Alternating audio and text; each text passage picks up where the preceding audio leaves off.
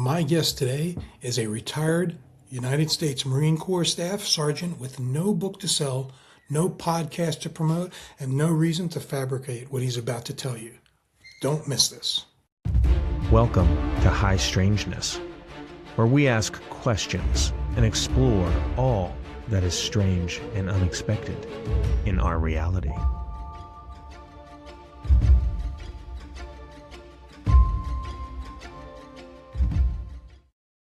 What if, as a child, you were taken from your bedroom, shown humanity's end, and only decades later realized what you saw might not have been a dream, but a warning?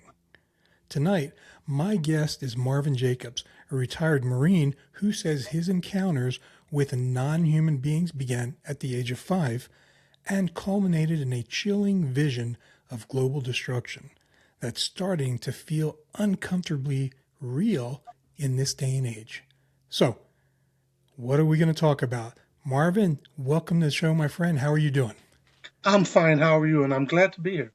I'm so glad to, I ran across your story, heard it, and I thought to myself, amazing. We need to share this. So I'm so happy that you had some time to get with us today. Before we get into all that, though, how are things and where are you joining us from today? Everything's fine. I'm living in northern Illinois in a small town called Riverdale. In fact, they call it a village. It's not even a town, really. Really? Is it pretty small then? 15,000 people max. Nice. There's something really nice about that. I like that. Yeah. Marvin, I live in Utah, and when I moved out here, I came out here to go to college in the 80s. And when I came out here, I thought to myself, this place is amazing. There's not a lot of people here. They closed everything on Sundays. It was really cool. And I decided to stay, and I've been here ever since. But things have changed over the years, and it's a big city now. So Right. I always think about how cool it would be to be in a small village, right? Well, let me ask you before, once again, we get into this. We are talking now in February, and it's been crazy for a lot of parts of the country with weather and things like that. Have you been spared that craziness? Oh, actually, no. We've went through a cold spell. We're about 15 miles outside of Chicago. So in the winter, it gets really cold. Yeah, yeah. And here recently, we've had ice storms. Winters are brutal here. You're right. Absolutely. Well, I hope your winter and into spring is a good one, right? I hope nobody goes through any hardship. That's always a scary thing in crazy winters like this. Now, once again, thanks for being with us, but I want to get into your experiences, but if we could, I'd like to start first about finding out a little bit about you as a young man. So if you could take just a few minutes and start painting a picture for us about Marvin as a young boy and his setting, his lifestyle, family, things like that, just so we can get a feel for you as we get into this story. Well, I was born in 1960 in Chicago. Large family, 6 brothers, 3 sisters, both parents, working parents. In fact, my father bought a 2-story building because the family was so large. And so, I grew up as a regular kid on the south side of Chicago. It was rough then. Street gangs, civil rights revolution was in full swing. So even as a little kid, you get to see, a lot. You couldn't understand a lot that was going on, but you get to see it. Yeah. So it was rough, but I had a pleasant childhood. Back in those days, it seems that it was always 2 parents in every house and a family in every house. So actually, for me, life was pretty good just as a little kid. That's awesome. Yes, that's one of the sad things over the past few decades, right? You're about 8 years older than me. So I remember that as a young man too, just the wonderful camaraderie around the neighborhoods, families and people standing out and helping each other and doing things. People were really there for each other. And I wish it was like that still, but it's changed, hasn't it? Yeah. Back then you ate dinner in whatever house you were at the time. It was that way. That's right. And so no, that old adage, it takes a village. It really does. Back then it did. It does. There is something very wise about utilizing the elders, the olders, the grandparents and stuff like to really help the young people stay online. Because of course, young people don't always listen to their parents, so it's always Right. good to have somebody a little older to come in and say, "Come here, kid. I want to tell you something." So, I agree. Yeah. Well, I'm glad to hear that. That sounds really good. And you had a big family. They don't do that anymore, really, anywhere. So that's Right. kind of cool. Have you had the chance to stay close to family all these years? Well, we have a very close family. I've lost some brothers over time. Hmm. My aunt had 14 kids. So back then they were, huge. My mom, uh, my maternal grandmother, Choctaw Indian. So they had large families. And we've stayed in touch. Both my parents are in heaven now. So I've been blessed that we've always been a close family, and we've always stayed in touch to this That, day. that is awesome. Yeah, I think, especially as we get older, it's the most important thing in my mind, anyway. And I think it's really a thing to cherish. So that's awesome. I'm glad to hear that. Well, Marvin, you've had some stuff go on from a very young age. Yeah. And I want to see if you can walk me and the audience through that. I mean, it starts very young for you in the 1960s, where you experienced something at a very young age. And tell us all about that. Start there. Well, it was really strange because as a kid, you really can't rationalize everything that occurs to you. So when these events started, I pretty much assumed they were just dreams because they've seemed dream-like initially. Hmm. I remember the first time I just woke up in bed. I shared a bed room with two other brothers. So, we went to bed really about 9 o'clock normally. House was quiet. I had good, loving parents, strict father. So the house was quiet. And the first time I recall this, I just woke up. I'm in bed and I just wake up. And I don't know what time it is, but surely it was, early AM, 12, 1 o'clock. And all of a sudden, just looking around my room, I began to float up. That's why I thought this was a dream. I'm floating up out of my bed. Hmm. But I'm alert. So it was dreamlike and then it wasn't. And when I got perhaps, I don't know, a foot from the ceiling, I began to move to the left. And to the left is my brother's bed, then there's a wall. So when I approached this wall, I tensed up, assuming I'm going to hit this wall. Yeah. But believe it or not, I just floated right through it. Right through it. So I'm convinced at this point it's a dream. But when I get outside, it's visceral. I see street lights, cars going down the street occasionally, but I begin to float up, upward, upward, like a dream where you're flying. And I'm looking up because I was on my back. And as I float upward, I mean high in the sky, I see a cloud. It's pretty much a cloudless sky, but I see a cloud. And when I get close to this cloud, I lose consciousness. My next memory is coming out of this cloud. Total reverse, going down, down, down. When I get down outside my bedroom, I move to the right. Again, I go right through the wall, back over my bed. Now, when I get over my bed, I begin to go down, but when I get about a foot from the bed, whatever was controlling me is cut off, and I drop on the bed. And the first time I did it, it scared. Man, I woke up, I jumped up hollering. I didn't know what this was, but it scared me really bad. Yeah. Who would expect that, right? My mother comes down the hall and she assumed I had a bad dream. And I accepted that. Yeah. But a couple days later, this happens again. And I mean 2 days later again, about the third time, I began to kind of observe my surroundings. And when I got outside, I looked toward my feet, and that's when I thought they were kids at first. These two, they looked dark because this is night, Hmm.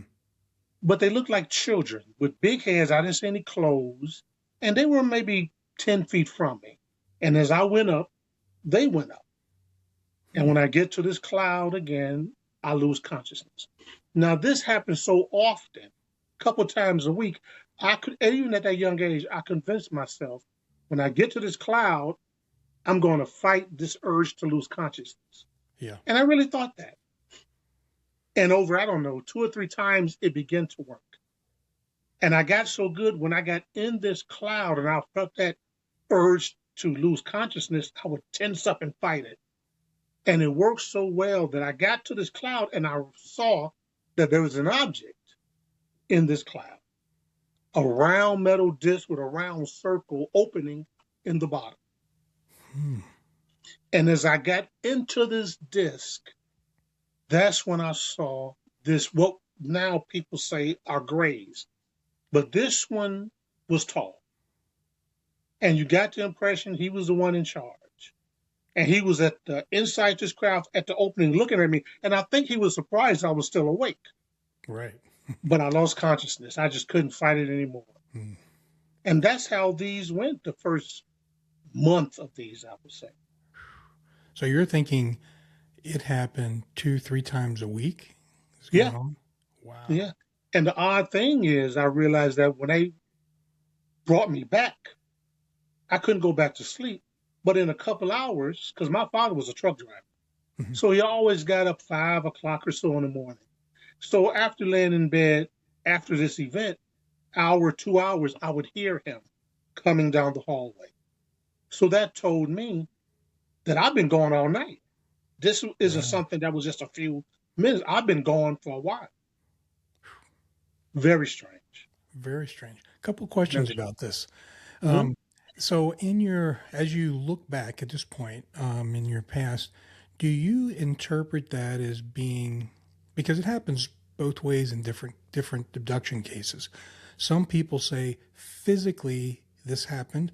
Other people say they pulled my spirit soul out of my body and pushed me through up to another location. Do you have a feel in your mind of which of those it was? I think I experienced that once because when I was about 9, I went through the same event. Hmm. But when I get into the craft, I don't lose consciousness. Hmm. And that gray is standing there, and they don't verbally communicate, but you know what they're thinking. You just know it. And Yeah. I knew that they were going to allow me to look around this craft. So that's what I did. Hmm. And this craft is round. It had curving hallways that curved to the left. And I'm walking down this hallway, and every few feet or so is a compartment. Yeah. No door, just a compartment. And each one I look at to my left, it's empty, but I get to one, and there are beings in it. And 2 of these beings were human. Hmm. So I go in there because they're talking, and I wanted to see, as a little kid, what was going on. And it was other beings there that weren't grays. But during this whole thing, they never looked at me. So I got the impression of, as a little kid, they would look. So I thought maybe somehow they didn't know that I was there. Right. So perhaps that time, because they never acknowledged my presence, and they were talking, and I was listening to what they were saying. Hmm. So you're suggesting possibly that scenario, you were there out of body, but that, Yes, I see. because they were talking. It was the humans. It was a white guy, old, looked to me in his 70s, maybe, Okay. plaid shirt, like I said in a previous interview. He looked to me like a farmer. That's the impression I got, or someone Mhm. who lived in a rural area. Yeah. But next to him is a black guy, younger, perhaps in his 20s, Hmm. very muscular. I noticed that. Not like a bodybuilder, but like a gymnast. Okay.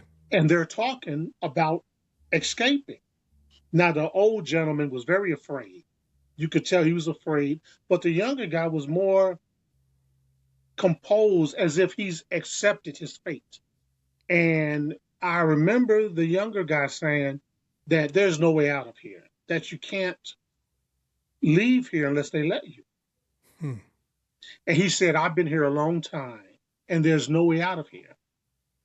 And then he said something that I didn't understand at 9 years old. The black guy said, to attempt to escape would be an act of futility. And as a 9 year old, I didn't know what that meant. It wasn't until years later I realized what he was saying. Yeah, that gentleman tried. Yeah, And I've often wondered why weren't they allowed to. There was no doubt they would send me back, and I wasn't afraid. yeah, There was no doubt in my mind that I wasn't going to stay here, but I didn't understand, even to this day, who they were, where they came from, and why weren't they allowed to leave. right, right. Let me back up a minute. The other entities, do you think they were human? You said you saw, other ones in there. Were they human? But they weren't. No, no, no. It was two that were white, just like a globular white mass. I'm Hmm. almost like, it's kind of hard to describe. They were white blobs, but they were living. You could tell because I could hear one of them breathing, and he wasn't breathing well. The one that was closest to me, Yeah, I could tell that he was sick. He couldn't breathe well. But then there was another one that seemed fine. yeah. So Now, were they like globular, but in an upright form, like with arms and legs, but no, they they were were just not humanoid. They were just globular, hmm. like a white. I know it sounds strange, but this is what I saw. Yeah, yeah. And they were alive, and they were looking at these two guys talk. Hmm. And it was like a white blob. But, in this room, they were a cot, a dub, like a bunk bed, off to the left near the door. No mattress, just a metal frame. Well, while I'm looking at them, something caught my attention to the left on that top bunk. I Mhm. saw something move. So as a kid, I ran over there to see what it was. So I climbed up, I guess, the foot of it, and I looked at the top, and I saw what this was. Uh, and I mean, it scared me so bad. I jumped down screaming. I ran down the hallway, and that tall gray is still there. And when I ran to him, he touched my shoulder. And the next thing I remember, I was in bed sweating. I think I actually peed on myself. Really interesting. Okay, we want to spend a minute here. What was so terrifying that was in that bed? Can you recall that? Yes, it looked about 4 feet tall. It had the body color of a tiger, that brown, dark brown stripes, but it was no hair. Hmm. And the body was tubular, like plumbing PVC pipe. But Whoa. it had two legs and two arms, and it had a tail. And that's the thing that I saw flicking was the tail. But the head of it wasn't a head of an animal. It was shaped like a football goalpost, that U shape. Whoa. And it was just and I'm gonna tell you, excuse me, this thing was pissed off. It was not prey. This was a predator. It was angry and Hmm. aggressive. It wasn't moving, but I just knew this thing was like angry. And I think that's part of what scared. Yeah. And it never acknowledged my presence, but it scared me. It was the most horrific thing I've ever seen. And I That, jumped down and ran down the hall. that's bizarre looking. So maybe that's part of it too. Like it's very difficult to compute what that might be. It just doesn't fit any normal parameter for a living being. And you're thinking, what am I looking at? And then it's mad on top of it. Yeah. Yeah. So yeah, and it never acknowledged me. So perhaps I thought that they didn't see me. Interesting. And why was I allowed to see? And that's part of this whole thing is you're shown things, and I don't know what the reason is. Yeah. Yeah. Why am I being shown this as a kid? Because there were times when that tall gray would just stare at, I mean, close, and just stare. Hmm. And I didn't know what that was about. And then he would stop, and that'd be the end of it. So after all these years, I have lots of questions, very few answers. Yeah. Well, Marvin, as a gray, I'm assuming in my mind, tell me if I'm off, but I'm picturing a gray entity taller with those black dark eyes. And you're saying it was like that hollow black eye looking at you. That just kind of was weird. Like you're looking at this going, ugh. Whatever the controlling power they have is through those eyes. Excuse me. I mean, they could be goggles for all I know, but Right. they just stare. It is the thing that consumes your attention. Interesting. Kind of Through locks those you in. Yeah. Yeah. Crazy. So going backwards a minute. So we know that the abductions and stuff started at 6. You described being 9 at this point. Was it like for several months and then it stopped for a year or two, or was it nonstop from 6 to 9 years old? It went for about 2 or 3 months, the best I can recollect, a couple times a week. Then it would, once I broached my mother with this, they kind of slowed down and it would become once a month or so. And there were a period of time when they weren't happening at all. Right. Right. As I got to 10, really 12, it just didn't occur that once in a while it would. Yeah. And I would see them come, a couple times I see this huge bright flash of light. And then I didn't remember anything else after that. Hmm. So it's interesting as you're in your adolescent, but you're getting closer to your teenage years. What I'm just trying to think. I'm putting myself in your place. I'm trying to wonder what it would have been like.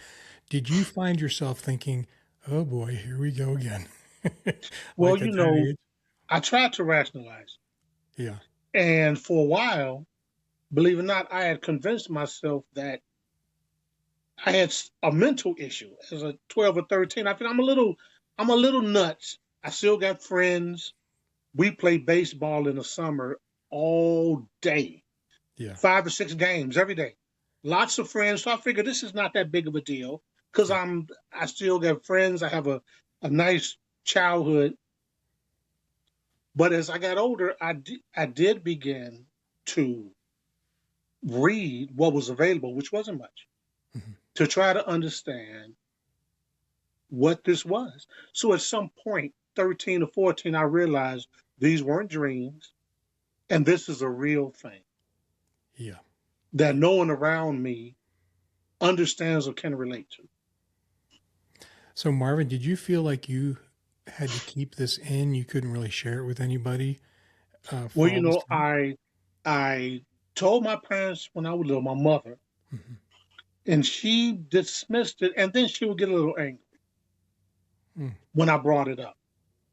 But I think I kind of figured that out over time. My wife helped me figure that out years later after I was married. Mhm. When my mother was in her 70s, and she's telling me this story. Yeah. She began to feel pain in her right ankle. So, like most women, more than men, she goes right to the doctor. They x-ray it. Doctor comes in and he asks her, when did you have surgery on your ankle? But she goes, I've never had surgery. He said, well, you must have had surgery. She says, Doc, never had surgery. He said, well, you must have stepped on a long sewing needle. She said, no, I would have remembered that. He shows her an x-ray and she has a 2-inch long metal rod in her ankle. Oh my.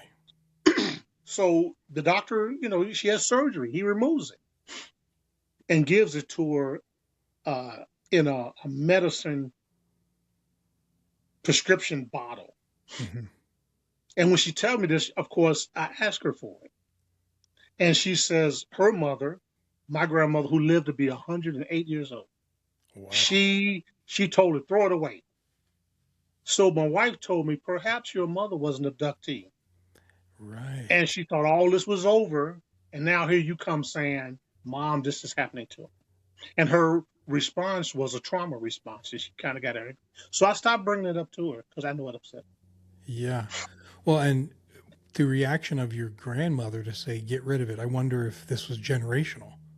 It could be, when you were raised around those Native Americans, they are really spiritual people. I mean, these stories they tell, very common type things. So, yeah, it could be. I'll never know, but it could be. Yeah.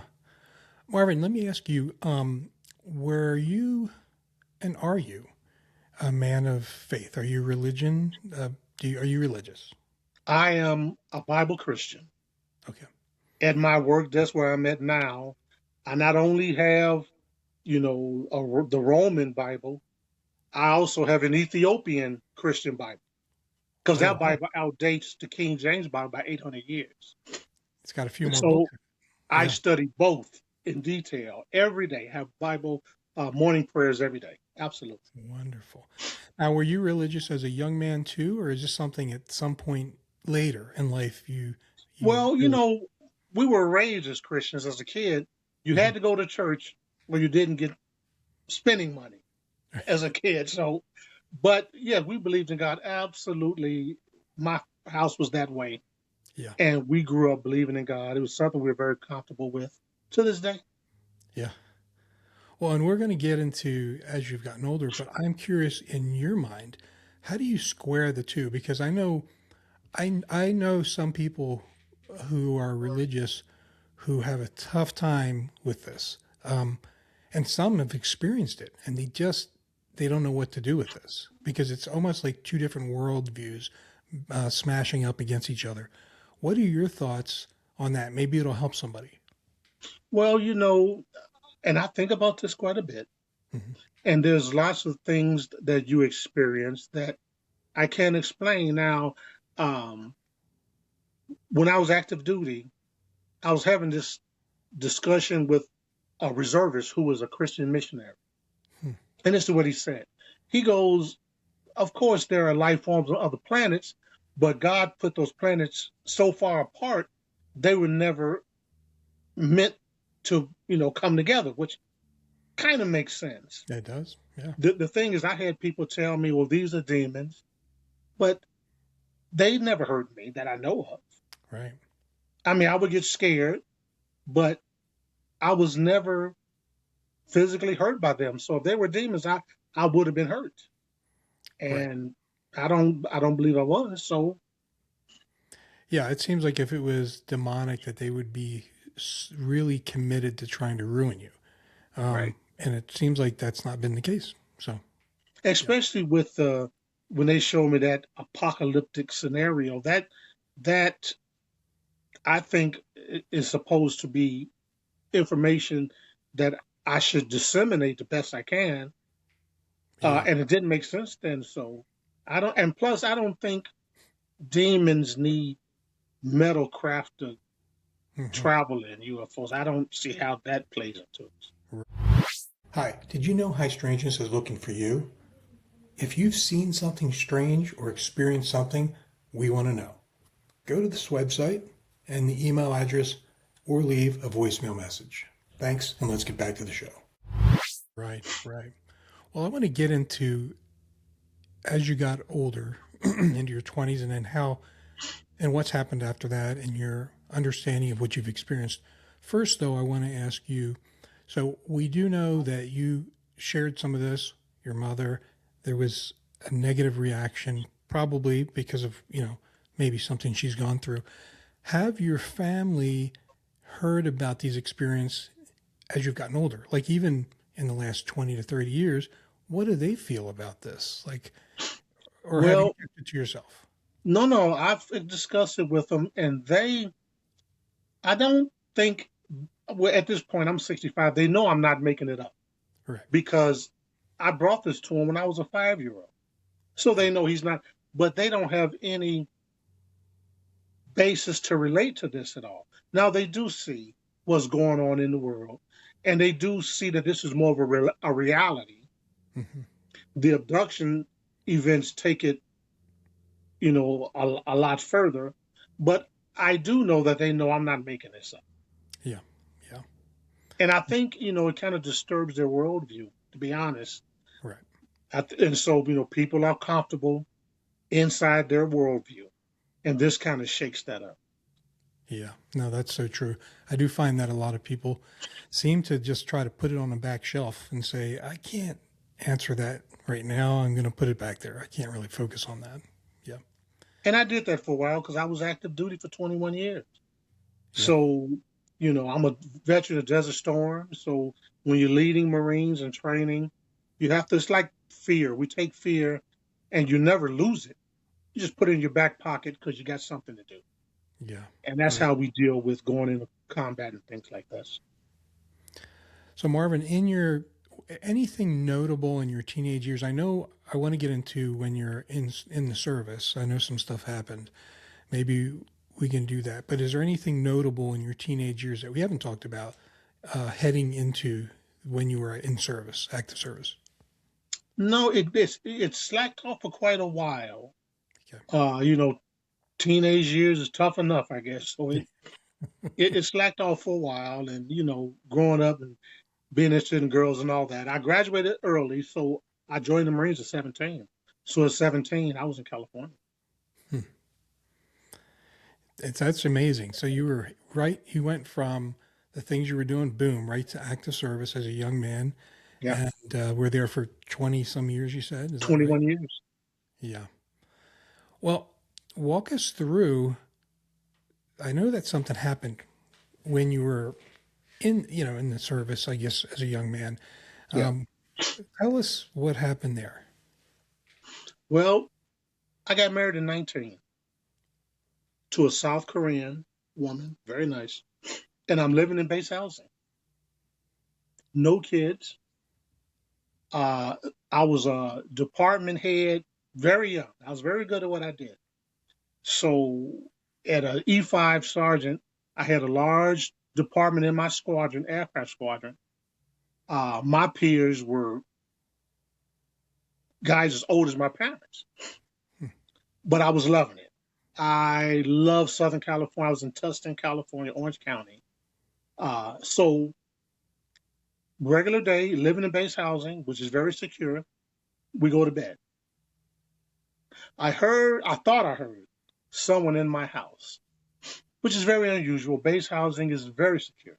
Yeah. So I really wasn't concerned, and I'm on an air base, so I'm not that concerned. But I sit up on the side of my bed and I'm listening, and in a split second, no time delay, the split second, I am in this cavernous space. I mean, it looked underground to me because it was so big, and the walls looked gray and like they were rock. Hmm. I didn't stare at them long, but it looked like, an underground space that had been hewn out of rock. It was dimly lit, although I didn't see any lights. And to the left of me is a grate. Hmm. To the right of me is a grate. And to the right of that grate is about 5 or 6 smaller grates. And these guys are, it's kind of odd to say, but they're kind of irritating, the little ones, because they don't really move and they never communicate with. I don't even know why they're there. But I look to my left and I see people, groups of people, adults, children, in groups of 5, 6. And with each group, there's a grave. Hmm. And these people aren't moving. they're just stay like they're in suspended animation. They're not moving. Like And a there's maybe trance. six or seven groups of these people. And this is really strange. And I look to my right, and the grays on my side, they grab my arm and walk me forward to a movie screen. It's a viewing screen. Hmm. And it's not attached to anything. It's just hanging in the air. And I'm looking to see what's holding this up. It's just hanging there. I, in fact, reached up to touch it. And the gray on my right grabbed my hand and pulled it down. Hmm. And he said, "Do not do that. It would not be good for you." Hmm. Whatever that means. Not subliminally, he says that to you? Yes. They Yeah. never talk, and you hear words, Yeah. but it's all mental. I've never seen that little slit of a mouth ever. Hmm. Interesting. Well, a movie or a scene pops on this screen, and it's a scene of a city, of a town, I guess, a neighborhood, people walking around, kids playing. And in this scene, in the sky, I see aircraft, squadrons of aircraft. And they're really just silhouettes of aircraft. Mm-hmm. And I'm watching this, and these grays, they're not watching the screen, they're looking at me. And these people to the left are not moving, they're not looking at the screen. But I'm watching this, and you could hear the pilots. When I fly aircrew, I got on a helmet. So I'm listening to the pilot, co-pilot. I'm listening to the tower. So it's like that I can hear these pilots, and these are German pilots. How do I know that? I just knew they were German. Interesting. And they begin to bomb this town. And they're dropping biological and chemical weapons. They're not dropping high explosives. They're and I know that, I train with those weapons. Yeah. And I hear them talking, and they're talking in terms of revenge, like, America, this is your payback. So I look to the gray to my right. He's the leader, the one I'm accustomed to seeing. And I said, "What is this?" I said, "This doesn't make any sense. Germany is a NATO ally." I said, "Yes, you got this all wrong." Mm-hmm. And they ignore me, and they're bombing, and people are dying. They're choking on biological chemicals. I see birds falling out of the trees. And by this time, I'm pretty messed up seeing this. Yeah. And they're bombing, and they're saying, "America, this is your turn." And this goes on for a few minutes, and then everybody you see is dead. Everybody. And then the screen pushes back, and I see the earth. And I hear these words that it's done. The world is dead. Wow. And I just started crying. I mean, it was as if I was the last person alive. Yeah. I felt alone, and I felt angry, because why are you showing me this? Right. And a split second later, I'm back on the edge of my bed, still crying. But the sun is slowly coming up. And then something very odd happens inside my head. And it's odd because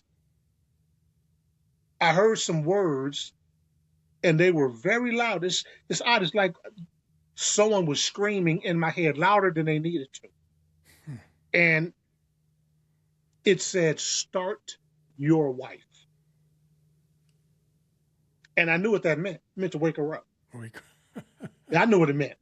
So perhaps they had her where she didn't wait. And I shook her, when she woke up and got on with her day. I worked that day, but I was messed up for several days. Didn't tell anybody. Yeah. I couldn't afford to mention this, Yeah. And what I a did. devastating scene. My gosh. You're seeing something apocalyptic, and you're watching it. That had to be very difficult to see, for sure. It was the worst feeling I've ever had. Yeah. And even then, I didn't realize, why are you showing me? I'm not a national person. Why would you show me this? What am I supposed to do with this? Hmm. To this day, I don't know. That's why I'm speaking with you. I had another interview because what I'm seeing internationally kind of gave me a sense of urgency. Yeah. Our relationship now with NATO countries. So I'm going to ask myself, could this actually happen? Yeah. Is Crazy. this, and it doesn't make any sense still, but we are not close with NATO now. American politics is what it is, and the president has this agenda, and we are not close to our European allies. So I began to wonder, could this actually occur? All right. Man. Yeah. I see why you're thinking, I've got to say something here. Yeah, I have to, and I still don't know, you know, you have an audience. I don't. No. Right. So, and I don't know what anyone else can do with this. Right. But they had to have shown me this for a reason. I just don't know what that reason is, other than sharing it. Yeah. Well, Marvin, let me ask you something. So it's interesting. I'm seeing in my mind the scenario where there was groups in that cavernous space. They were almost in a state of suspension. And and it was like they showed you this. Do you think there might be the possibility that each of those individuals had the same thing happen to them? Like everybody else is in suspended animation and they showed them. And now you have this group of people in the world who were shown something like this, and maybe some will do something with it. Maybe some You, won't. I asked them while they were showing me this. I said, "How can you do all this in the span of a few hours in the night?" Right. And they don't. I ask questions. Sometimes you ask, and they just don't respond. Hmm. I mean, it's like a child talking to an adult. They just don't respond to that. But I wondered, how could you show? It was a lot of people there. Yeah. Only saw one viewing apparatus, so I didn't understand, how can you go through all of this in just a few hours in an evening? You're How, right. can you slow down time, or I don't know. I honestly don't know. Hmm. And it's interesting, right? They were like not necessarily interested in answering you, but just saying, "Look at this," and Yep. you know, and you're left with that. In some ways, that's haunting in itself because you're like, "What am I supposed to do with this?" It's you go to bed with it, you wake up, it's always a part of me, Yeah. compartmentalized. And I think about it sometime when you got downtime, I think about it, but I don't have any answers. I do know it's important, Right. but I'm not someone on a national stage, so I don't know what the hell am I supposed to do with it. Right. Exactly. It's a pretty powerful message. I'm glad to have the opportunity to talk to you about this. Now, did anything ever happen from that point on? Like, did it just subside, these experiences to this point? I had one final experience that I remember after that in 2001. Okay. I'm retired. I moved back into the house that I grew up in. My father had passed away when I was in San Francisco. So it fell to me to sell that house and move my mother to a senior citizens village, which I did. Hmm. So during that process, I'm living in that house upstairs. And I had a girlfriend at the time, and we're in bed, sleep, typical evening. And I felt something on my back. And I'll tell you what it was, because I saw this object.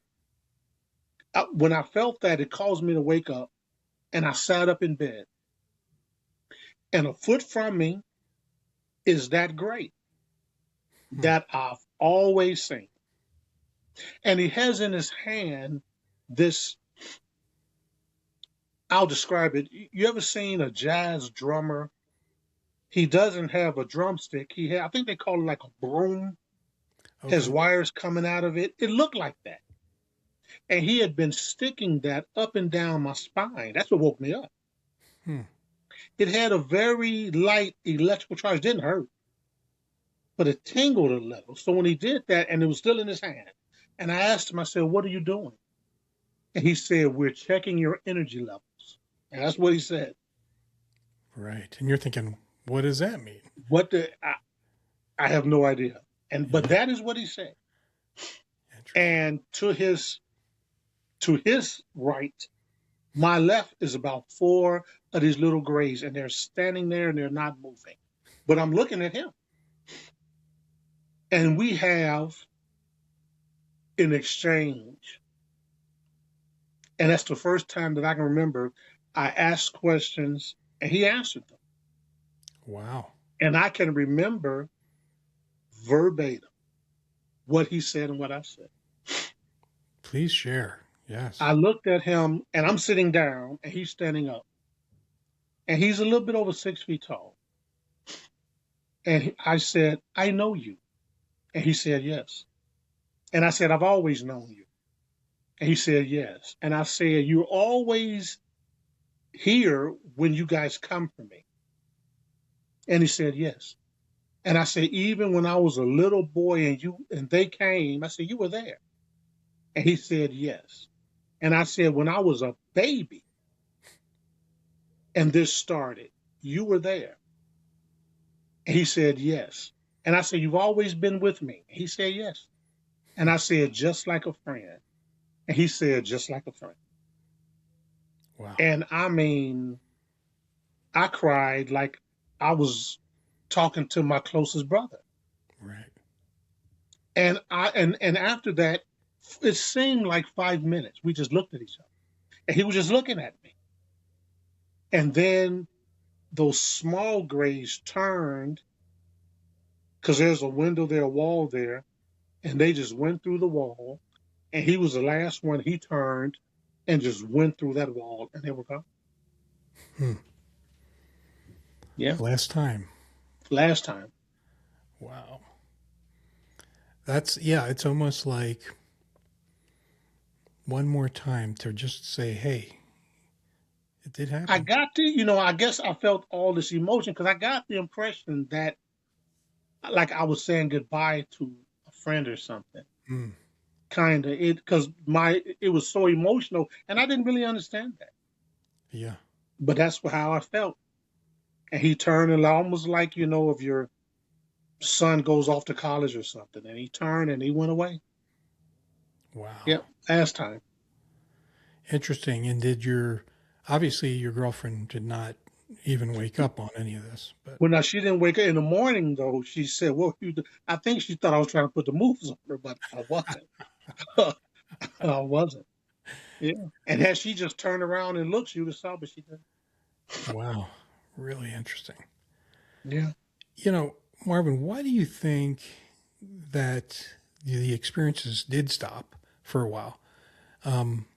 Is this a matter of you needed time to let it marinate and think, or do you think they were like, we're not so sure he's going to do much with this, and then they came back again when you were a little older?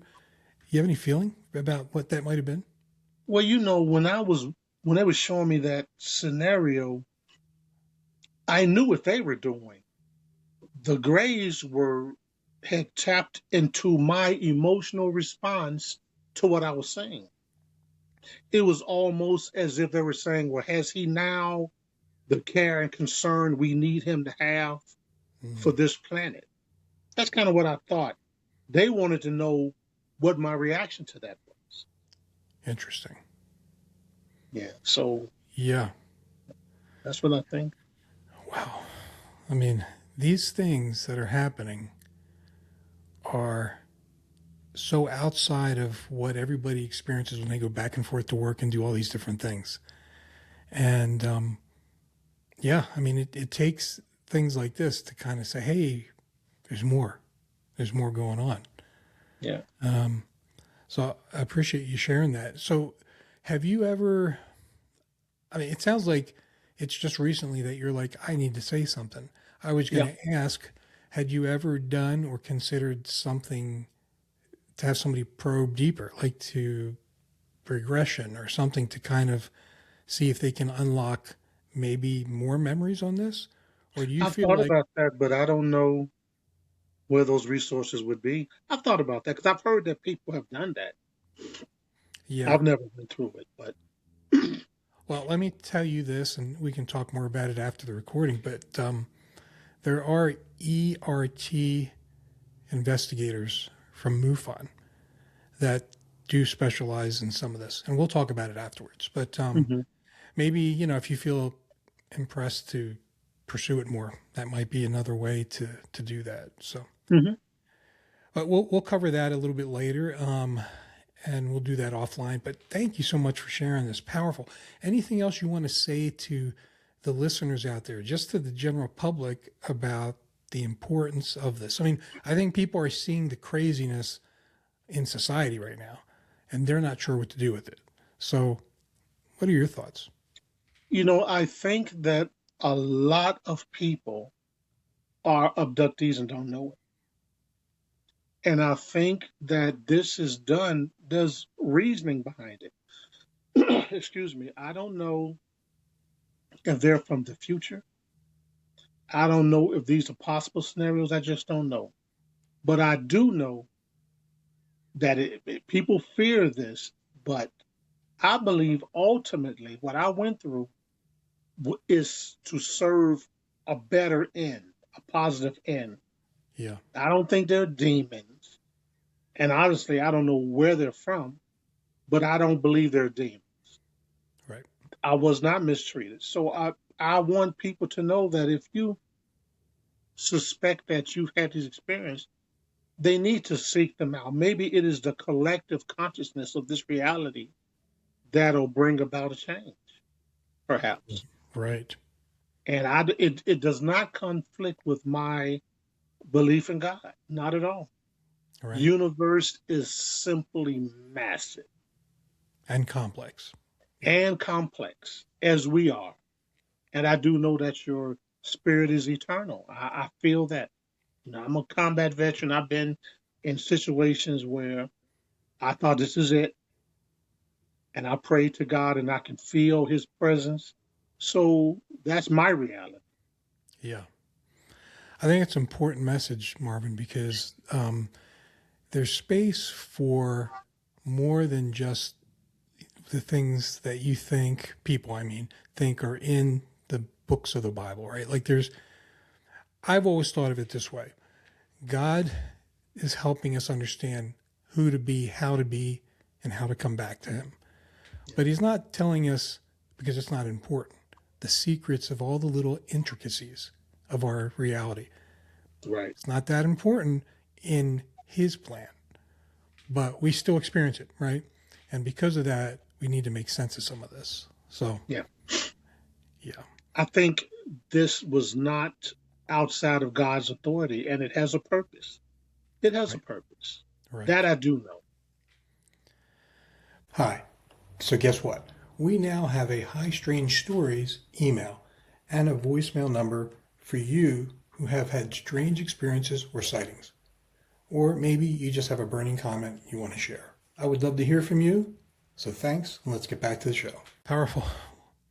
Well, thank you very much, Marvin. Thank you for sharing that You're experience with everybody. I want to just say to everybody out there that hopefully society can do what we can to avert destruction and the things that Marvin saw, because it's a very real reality if we're not careful. Now, is it the Germans or is it something else? We don't know. right.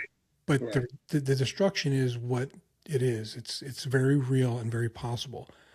And so I think it's going to take a lot more in this world of love, compassion, caring, and all of that to reach these important goals. So there we go. Appreciate it. You're And welcome. thank you very much. Everybody out there, remember, there is a lot of strange and unexpected in our reality. So always keep your eyes, ears, and minds open. And until next time, stay safe. Thank you for listening to High Strangeness. This was a glance at some of the strange that exists in our reality.